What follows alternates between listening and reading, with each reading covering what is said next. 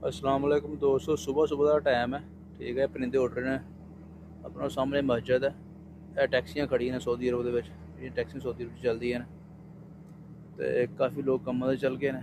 ਇਹ ਰਿਹਾਇਸ਼ਾਂ ਨੇ ਲੋਕਾਂ ਦੀਆਂ, ਜਿਹੜੇ ਪ੍ਰਾਈਵੇਟ ਲੋਕ ਰਹਿੰਦੇ ਨੇ, ਫਾਰਨਰ ਸਾਰੇ ਖਾਰਜੀ।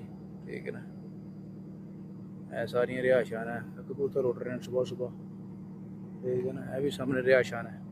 ਇਹ ਗੱਡੀ ਸਾਡੀ ਗਿਆ ਵਾਹ ਜੀ, ਆਪਣਾ ਗੱਡੀ ਦਾ डिग्गी खोले, समान समून रखा ही भी चलिया काम से। हम कुछ लोग निकलते पे ना, एक बंदा गड्डी साफ करता पे।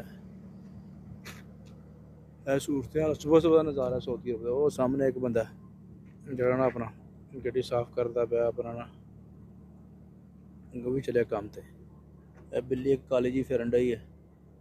ठीक है जी, यह बड़ा नज़ारा सुबह का, बड़ा पाक। और सामने एक बंदा जा रहा है कम से पैंट शर्ट पा के।